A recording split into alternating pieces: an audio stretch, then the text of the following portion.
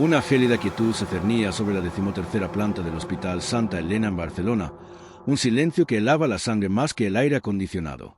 El cuarto 13, en particular, irradiaba una atmósfera pesada, cargada de un misterio que nadie se atrevía a desentrañar. Pacientes y enfermeras susurraban historias sobre una presencia fantasmal, una mujer vestida de blanco que vagaba por los pasillos en las noches más oscuras, sembrando el terror a su paso. Una noche tormentosa. Carlos, un joven ingresado por una fractura, no podía conciliar el sueño. Los relámpagos iluminaban fugazmente el pasillo desolado y el viento aullaba como un lamento espectral. De repente, un escalofrío recorrió su espalda. Al final del pasillo, una figura pálida y etérea se materializó lentamente. Era una mujer, su rostro oculto por una cascada de cabello oscuro, vestida con un camisón blanco que parecía flotar en la penumbra. Un sudor frío empapó la frente de Carlos. La figura avanzaba lentamente, sin hacer el menor ruido, pero con una presencia opresiva que le dificultaba respirar. El miedo lo paralizó, sus gritos se ahogaron en su garganta. La mujer fantasma se detuvo frente a la puerta del cuarto 13, y una de sus manos, translúcida y huesuda, se alzó para tocar el pomo. En ese instante, un ruido metálico resonó en el pasillo. Una enfermera, realizando su ronda nocturna, se detuvo al ver la escena. Pero antes de que pudiera reaccionar, la figura espectral desapareció, desvaneciéndose en el aire como una bocanada de humo. La enfermera, pálida y temblorosa, se acercó a Carlos, quien aún no podía articular palabra. A partir de esa noche, los avistamientos se hicieron más frecuentes. Los pacientes describían la misma figura femenina, el mismo silencio espectral, la misma sensación de angustia extrema. Algunos juraban haberla oído susurrar lamentos ininteligibles cerca del cuarto 13. El misterio se profundizaba con cada aparición y el miedo se apoderaba de cada rincón del hospital. ¿Quién era esa mujer fantasma? ¿Qué la ataba al Hospital Santa Elena y, en particular, al cuarto 13? Las respuestas se perdían en la bruma del miedo y la leyenda, alimentando una historia de terror que se contaba en voz baja, con la esperanza de no despertar la presencia espectral que vagaba en las sombras. Un escalofrío recorría las viejas tuberías del Hospital Santa Elena en Barcelona, un presagio helado que calaba los huesos de los pacientes mucho antes de que la noche se cerrara por completo. En la tercera planta, sellado y olvidado, se encontraba el cuarto 13, un lugar evitado por el personal y temido en susurros por los ingresados. Se decía que allí moraba un espectro, el alma en pena de una mujer que vagaba por los pasillos, tejiendo una atmósfera de misterio y terror extremo. Elena, una anciana con una salud delicada y nervios de acero, se encontraba en una habitación cercana al fatídico cuarto. Una noche, despertó sobresaltada por un golpe sordo proveniente del pasillo. El silencio posterior era aún más inquietante, un vacío que parecía absorber todo sonido.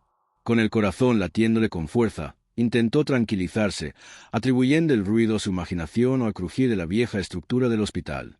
Pero entonces lo sintió, un aire gélido que se colaba por debajo de la puerta, erizando los vellos de sus brazos. Un susurro, apenas audible, parecía deslizarse a través de las paredes, un lamento lejano cargado de una tristeza infinita.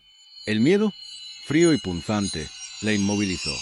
Sabía, en lo más profundo de su ser, que no estaba sola.